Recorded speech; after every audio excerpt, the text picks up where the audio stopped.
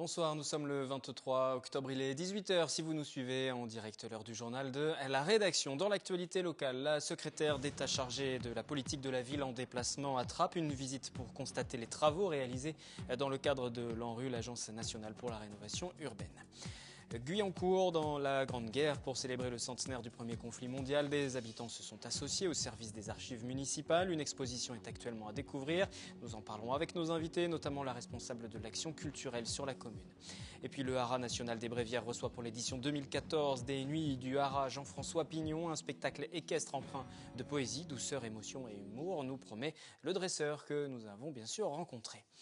Deux faits divers pour débuter ce journal. À Trappes, tout d'abord, où 3 bus ont été détruits, 2 autres endommagés. Un incendie s'est déclaré dans la nuit de mercredi à jeudi au dépôt de la société L'Écart de Versailles. Un seul départ de feu a été identifié. Son origine ne serait pas accidentelle. L'enquête est en cours. Et puis, à Coignères, un braquage hier soir dans le magasin Gigastore en bordure de l'avenue des Arpents. 2 malfaiteurs, dont l'un portant un revolver, se sont cachés dans les toilettes du magasin à la fermeture vers 19 h. L'agent de sécurité et les 4 derniers employés présents ont été surpris. L'un d'entre eux a été frappé. 3 000 € de recettes dérobées ainsi que les téléphones portables des salariés. La direction qui se refuse aujourd'hui à tout commentaire. L'enquête a été confiée à la division criminelle du service régional de police judiciaire de Versailles. Samedi 1er août 1914, la guerre est déclarée contre l'Allemagne. Guyancourt n'est alors qu'un village de 600 habitants, mais les hommes doivent partir au front. Alors que nous sommes dans le centenaire de la Grande Guerre, c'est de cette histoire dont nous allons parler avec Cathy Blondeau. Bonsoir, vous êtes la responsable de l'action culturelle de la ville et avec Pascal Dubois, bienvenue. Vous êtes habitant de Guyancourt et vous avez participé à l'élaboration d'une exposition, dont on va tout de suite parler, mais déjà pour repréciser les choses, on va retracer toute l'histoire à travers l'exposition de cette période de 1914 à 1918. Vous avez disposé de tous les documents pour pouvoir être le plus fidèle et le plus précis possible. Alors oui, on a récolté des documents, à peu près plus de 200 documents, pour pouvoir retracer l'histoire de Guyancourt dans la Grande Guerre, donc qui se compose en 3 parties, cette exposition. Une première partie autour de la mobilisation générale, donc vraiment comment les poilus sont partis à la guerre. Une seconde partie qui est plutôt centrée sur Guyancourt, donc vraiment comment vivaient les Guyancourtois entre 1914 et 1918. Et enfin une dernière partie qui est une partie beaucoup plus solennelle, donc vraiment ceux qui sont rentrés ou non, les combattants qui sont rentrés à Guyancourt. Tout à l'heure, les habitants de Guyancourt, ils n'étaient que 600, mais les hommes ont dû partir sur le front. Et puis pas seulement parce que l'armée a aussi été très présente dans la ville pendant cette période. Oui, c'est-à-dire que depuis en fait 1913, on a à Guyancourt des cantonnements qui se mettent en place pour que des soldats venus d'un peu de toute la France se préparent à une éventuelle guerre, puisque à ce moment-là, elle n'est pas démarrée, mais partout en Europe, elle est latente. Et donc, dès 1913, il y a des cantonnements. Comme vous l'avez dit, sur 640 habitants, 200 Guyancourtois vont être mobilisés, vont partir au front. Et presque 100 Guyancourtois partiront dans les 2 premières semaines du conflit. C'est un lourd tribut pour la ville qui a aussi dû, pendant que l'armée était présente, loger, nourrir les soldats. Il fallait loger des soldats, il fallait les nourrir. Il n'y avait plus les hommes pour s'occuper des récoltes, pour s'occuper, puisque Guyancourt était un village rural. Et donc ce sont les femmes et les enfants essentiellement qui vont s'en occuper, avec l'aide de marins qui ont été mobilisés. On a pu identifier qu'environ 40 marins étaient venus aider, prêter main forte à la population locale. Ils étaient parfois pas très habiles dans le maniement des charrues, et donc on a un certain nombre de textes qui nous expliquent qu'il a fallu réparer beaucoup de matériel. Les textes, justement, quels sont les types de documents dont vous avez réussi à disposer? Ce sont des cartes postales, des écrits Alors peut-être que Pascal... Oui, alors on a un certain nombre de textes. On a fait appel aux populations, enfin aux habitants. Donc certains habitants, on peut retrouver des cartes postales, on peut retrouver des lettres, des textes. On a également aux archives municipales tout un ensemble de documents sur la période. À nouveau des cartes postales, quelques portraits, quelques photos. Mais c'est très rare, les photos.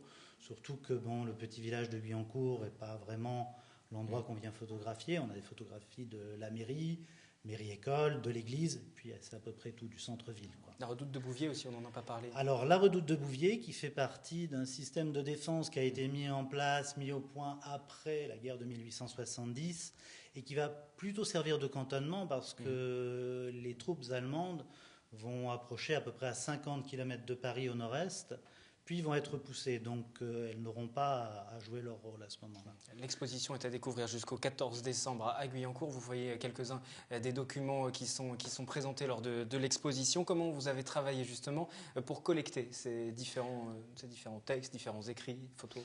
Alors, ces documents, ils viennent d'un ensemble vaste de sources, les archives municipales, les archives départementales, des Yvelines et d'autres départements, parce qu'à Guyancourt, on a des gens, des habitants qui venaient déjà à l'époque d'autres départements, beaucoup de Bretons notamment, qui viennent des Côtes d'Armor.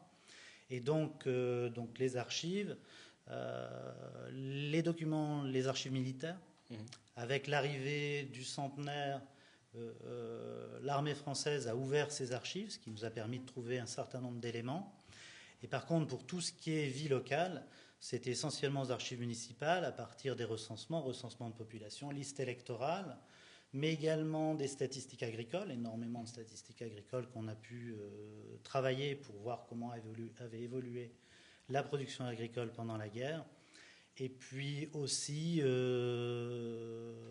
les listes de recrutement des jeunes guyancourtois, ce qui a permis de faire ce travail et trouver ces 200 mobilisés. Et puis des registres, par exemple, où on listait progressivement le nombre de chevaux, de juments qui étaient encore dans la commune. Et on voit que ce nombre il va aller énormément en diminuant au fur et à mesure que les réquisitions prennent ces chevaux pour les envoyer sur le front. Et donc vous avez des cantonnements, vous avez les hommes qui ne sont plus là, vous avez les femmes qui sont au travail, vous avez moins de chevaux. Donc la situation pendant la guerre va empirer d'année en année. J'imagine à vous écouter parler, j'imagine que pour la municipalité, c'est un plaisir de travailler avec des gens qui sont calés comme ça et qui arrivent à collecter des documents. Ça facilite le travail. C'est beaucoup plus facile, effectivement, de passer directement auprès des Guyancourtois pour collecter ce type d'informations. Ce sont des passionnés de leur ville et ils aiment la mettre en valeur. Et nous, c'est un plaisir de travailler avec eux pour pouvoir mettre en valeur et faire découvrir l'histoire de la ville. Et donc se servir aussi de cette exposition pour faire découvrir aux plus jeunes, parce que c'est un témoignage. Il y a un atelier qui a été proposé hier notamment. Il y a aussi une conférence. On peut peut-être parler du programme qui se déroule en parallèle de l'exposition. Alors l'exposition offre plusieurs événements autour de l'exposition elle-même. Donc il y a effectivement eu un atelier qui s'est déroulé hier. Donc auprès des enfants, il y a des ateliers pour enfants assez régulièrement auprès des scolaires de la ville de Guyancourt, où on fait une visite guidée de l'exposition et après on fait un petit atelier de cartes postales. Donc les enfants sont amenés à faire des collages issus des images de la Grande Guerre et après d'écrire une correspondance au dos à ceux qui veulent. À côté de ça, il y a également une conférence qui va se dérouler le 9 décembre à la bibliothèque universitaire. Ça sera autour de Information et censure dans la Grande Guerre, qui sera animé par Jean-Yves Mollier. On a également un autre rendez-vous si vous souhaitez visiter l'exposition. Il y a une visite guidée qui se déroulera le vendredi 14 novembre à 12h15. Donc n'hésitez pas à réserver. Voilà pour le programme complet. Et puis à l'occasion de ces commémorations du centenaire de la Première Guerre, la ville a aussi donné une place au travail de mémoire de certains artistes. La mezzanine de l'Hôtel de Ville présente jusqu'au 6 novembre les œuvres de François Maillu. Le reportage d'Aurélia Debissy. Donner une place au travail de mémoire à travers l'art. Dans le cadre des commémorations du centenaire de la Grande Guerre, la mezzanine de l'Hôtel de Ville de Guyancourt accueille jusqu'au 6 novembre les œuvres de l'artiste François Maillu. Des sculptures créées à partir de fragments d'obus ramassés sur les champs de bataille de la Première Guerre mondiale. Obnubilé depuis l'enfance par la Grande Guerre, François Maillu entame des recherches et très vite naît le besoin d'aller sur le terrain, de s'imprégner. C'est ainsi qu'il croise le chemin des dames. J'ai été, comme saisi par ce lieu. Je m'interdis de faire toute fouille sur un terrain sacré. Vraiment, ça serait... Et puis, ces stigmates sont tellement présents pour qui veut peu ou veut les voir marcher, regarder, ramasser. C'est de cette terre que ressortent encore un siècle plus tard les débris métalliques collectés par l'artiste. Je suis sensible à ce qui est, je dirais, un peu déchiquetées, brutes, ces éclats. À force de les manipuler, j'y voyais autre chose. Certains fragments, je lisais un morceau de torse, je lisais une tête, et il m'est apparu, il m'a semblé évident que j'allais travailler sur la silhouette, j'allais travailler sur des corps redressés, relevés, abîmés, mais debout. De ces 15 années consacrées à l'exploration du chemin des dames, l'artiste a également entrepris un travail de peinture. Je suis toujours touché, ému, bouleversé quand j'arrive d'un autre plateau, que je vois cette ligne d'horizon. J'ai commencé à peindre sur cet horizon. Je ne suis pas dans la volonté de traduire des scènes de guerre ou autres. C'est vraiment une interprétation, un ressenti, quand je suis dans mon atelier. Cette exposition donne à saisir une vision artistique de l'expérience de guerre qui, pour François Mayut, s'inscrit dans une démarche d'éveil de nos consciences. C'est l'autre exposition proposée à Guyancourt autour de la Grande Guerre, une exposition artistique. Un mot peut-être sur le travail qui est présenté actuellement ? François Mayut fait un travail formidable autour, comme il l'a bien expliqué, du chemin des dames. Et en plus, je tiens à souligner que c'est une personne très agréable à travailler et à côtoyer. Ce qui n'enlève donc rien en plus à tout ce travail qui est mené. Et puis bien sûr, il y a l'autre exposition dont nous parlions tout à l'heure, celle qui présente les archives de la commune. C'est jusqu'au 14 décembre. Que va devenir cette exposition? Que vont devenir ces archives collectées après? Eh bien, on verra. Vous n'êtes pas encore posé la question? C'est pas encore posé la question, mais on remarque déjà que l'exposition fonctionne très bien auprès des enfants et des adultes. Donc on espère continuer peut-être le projet, peut-être autour d'un livre, on verra. Pour collecter un petit peu tous ces témoignages, juste une dernière question pour conclure. Est-ce qu'il y a un témoignage ou des choses qui sont ressorties de cette exposition et qui vous ont interpellé, marqué, que vous avez découvert véritablement? Des témoignages peut-être ou... Oui, dans les témoignages, mais je dirais peut-être un des points marquants qui, pour nous, ça fait depuis donc 5 ans que ces recherches ont débuté, c'est qu'on a un des poilus qui est mort pour la France et dont on n'a toujours pas trouvé, auquel on n'a pas trouvé d'informations. Il reste un inconnu pour nous, et ça, c'est quelque chose de marquant pour nous, parce que ça fait des années qu'on cherche, et on ne trouve pas. Merci à tous les deux d'être venus nous parler donc de la Grande Guerre et de la façon dont cela s'est déroulé, cela a été vécu à Guyancourt, avec aujourd'hui des expositions à découvrir. Merci encore. Nous poursuivons le journal Culture à présent. Si l'avenir du haras des Bréviaires est encore en suspens, l'heure est pour l'instant au spectacle. Dès ce week-end débute l'édition 2014 des Nuits du haras. Jean-François Pignon, considéré comme le plus grand dresseur de chevaux au monde, va dévoiler un spectacle haut en émotion pour toute la famille. Troisième édition des Nuits du haras aux Bréviaires, un spectacle son et lumière avec une thématique cette année, le cinéma.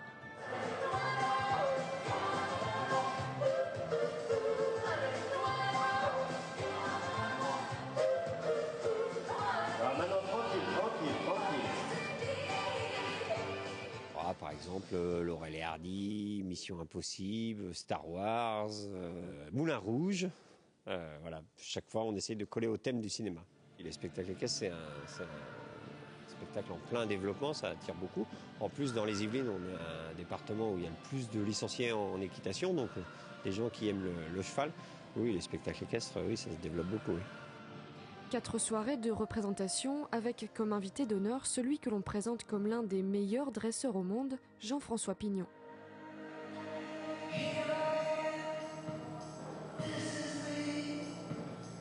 Avec ses chevaux, il interviendra 3 fois dans le spectacle. Un travail tout en finesse, en poésie, presque en silence. Un savoir-faire magique.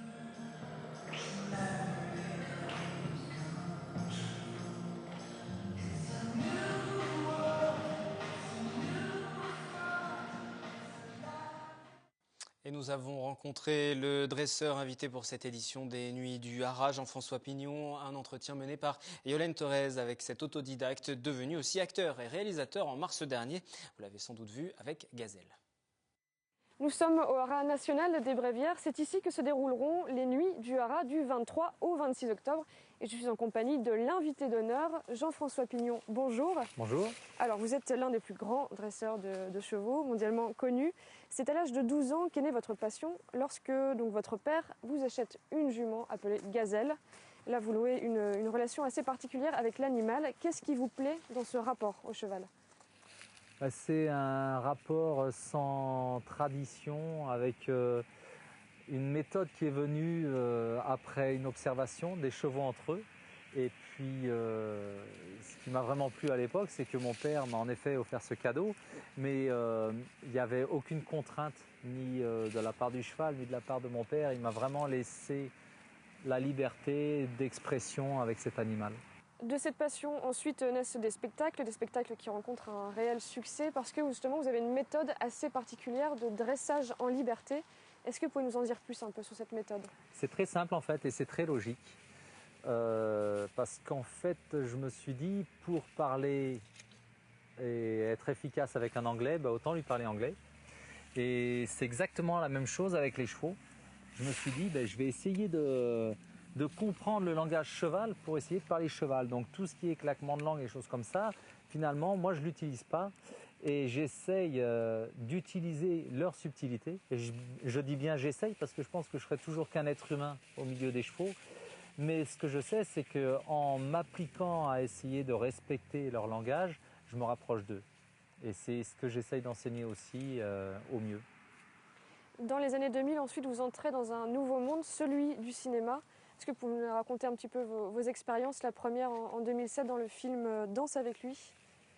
Alors Danse avec lui, c'est rigolo parce qu'on est venu me chercher dans un premier temps comme dresseur de chevaux, uniquement. Et ce qui s'est passé, c'est que la réalisatrice qui était très concentrée sur la véracité des images qu'elle allait mettre dans ce film, s'est dit que l'idéal aurait été de m'avoir pas seulement en tant que dresseur, mais aussi dans le rôle du dresseur de chevaux. Et en 2010, donc, vous décidez de poursuivre un peu l'aventure en réalisant votre propre long métrage. Il s'appelle Gazelle, un nom pas choisi au hasard puisqu'il s'agit de votre première jument. C'est ça. Qu'est-ce que ça raconte ? Ça raconte ma vie, tout simplement. Et le film est intitulé Gazelle parce que je raconte tous les grands virages de ma vie dans ce film. Je n'ai pas retracé 40 ans de vie en 2 heures sans prendre le principal simplement. Et Gazelle, étonnamment, finalement, a fait partie de tous les grands virages de ma vie, notamment cette possibilité de devenir artiste équestre et d'en faire un vrai métier. Et par la suite, bien plus tard, je dirais une dizaine d'années plus tard, elle m'a aussi permis de croire en Dieu aujourd'hui. Comment justement le fait de croire en Dieu m'a amené à enfin, je dirais, aimer les humains. Très bien. Gazelle, je précise, qui sera d'ailleurs projeté dimanche soir. Suite à la dernière représentation, le 26 octobre. C'est ça. Et il y aura ensuite un débat avec vous. Merci Jean-François Pignon de nous avoir accordé un petit peu de temps. De rien. Alors vous le savez donc, le spectacle Les Nuits du Haras, c'est du 23 au 26 octobre, ici au Haras national des Bréviaires. Loisirs à présent. Pendant les vacances, des ateliers sont proposés aux plus jeunes et à Magny-les-Hameaux. Ces derniers se sont essayés au Capla, ces célèbres planchettes, un atelier de construction annoncé comme monumental du côté de Magny-les-Hameaux auquel nous avons pris part. Une fois qu'on a ça, on installera un verre au fond laissant petit espace et un verre devant laissant petit espace. Tout ça, c'est un étage. On va monter comme ça en tout de 7 étages. Les consignes sont données par Chloé, c'est parti, les yeux rivés sur leurs planchettes de bois de couleurs différentes, et les enfants font évoluer leurs motifs. Là, on est en train de faire un temple chinois. Donc là, on est en train de faire des agrafes pour s'accrocher ensemble. Et on fait des tours, en fait. J'aime bien fabriquer des choses. Oui. Et aussi, après, ça va devenir joli. Mais avant que cela ne devienne joli, il faut s'armer de patience, c'est le secret d'une réalisation réussie. Doucement, prends ton temps. On n'est pas pressé, prends ton temps. C'est assez compliqué parce qu'on doit mettre les caplas debout, donc c'est fragile. Pour les guider, l'une des 12 animatrices du Centre Capla de Paris. Car avec ce jeu de construction, on ne plaisante pas. Ce sont des planchettes en pin des Landes, toutes sont identiques.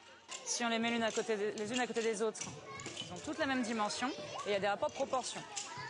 C'est-à-dire qu'on a 3 épaisseurs qui font une largeur et 5 largeurs qui font une longueur. Et à partir de là, c'est un peu un nombre magique, on peut construire tout ce qu'on veut. Tout ce que l'on veut, ce mercredi, c'était un temple, une girafe, un bateau. Les plus petits vont faire beaucoup d'algorithmes, où ils vont répéter un rythme, côté plat, côté plat, côté plat, par exemple, ce qu'on va faire sur les bateaux. Les plus grands, on va faire des choses un peu plus complexes. Les girafes, c'est pas forcément ce qu'il y a de plus complexe, mais c'est quelque chose qui impressionne. On va faire ça avec des 5-6 ans. Développement de la motricité, travail en équipe, réflexion mathématique, voilà selon Chloé les bienfaits de ce jeu de construction pour les plus jeunes. Mais pas seulement, le Capla est aussi utilisé dans les écoles d'architecture pour réaliser des maquettes. Et quand on vous dit que les adultes gardent toujours une âme d'enfant. L'actualité du jour, c'est cette visite dans les quartiers de la secrétaire d'État à la ville, une visite qui s'est terminée en toute fin d'après-midi afin de constater les réalisations dans le cadre de la loi d'orientation et de programmation de la rénovation urbaine. Myriam El Khomri était cet après-midi à Trappes. Elle a également rencontré les habitants. Anthony Reich et Patrick Jacques de Dixmude. Il y a 66 entreprises qui sont installées là, une pépinière village. Et c'est une pépinière qui vise sur... Il y a encore 5 ans, les bâtiments de cette pépinière d'entreprise n'existaient pas. Ils ont pu voir le jour grâce au programme de l'Agence nationale de rénovation urbaine. L'ANRU avait alors pour objectif de désenclaver les quartiers dits sensibles. Je pense que Trappes a encore besoin du soutien notamment de l'Agence nationale de renouvellement urbain en termes de rénovation urbaine. Il y a encore des choses à finir à Trappes. Et puis là, on lance une grosse dynamique aussi autour des contrats de ville. Et je crois que ce qui est important, c'est que l'urbain soit au service de l'humain et qu'il faut aussi favoriser une présence massive des services publics sur cette ville, favoriser des actions, subventionner aussi les associations pour qu'il y ait plus de liens sociaux. Pour recréer ce lien social au sein de ces quartiers sensibles, en février dernier, le gouvernement a mis en place les contrats villes, un dispositif qui regroupe le renouvellement urbain, le développement économique et la cohésion sociale. Si dans quelques mois, la commune de Trappes aura terminé le processus de rénovation urbaine prévu dans le contrat signé en 2006, il reste encore 3 chantiers, la Cité Nouvelle et les squares Camus et Védrine. Avec ce nouveau contrat ville, la commune saint-quentinoise souhaite axer ses projets pour le futur sur l'éducation et l'intégration républicaine. Tout ce qui est compréhension de notre société, je parle de la maison des parents, je parle des centres socioculturels, tout ce qui est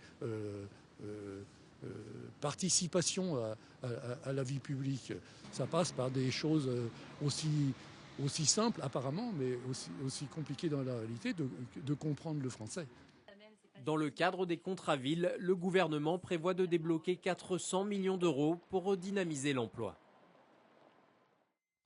Et pour accueillir la secrétaire d'État, vous l'avez vu, Benoît Hamon, le député des Yvelines, ancien ministre, à l'origine hier d'une vaste polémique en affirmant que la politique de l'exécutif menaçait la République. Depuis, Jean-Christophe Cambadélis, premier secrétaire du PS, a appelé à l'union. Message entendu visiblement. Les échanges entre l'ancien ministre et la secrétaire d'État sont restés courtois. Le journal revient vendredi. En marge de l'actualité du jour, nous reviendrons bien sûr sur l'essentiel de la semaine. Ce soir, sur TV Fil 78, un nouveau numéro de Fileco présenté et préparé par Florane Parfait. Bonne soirée.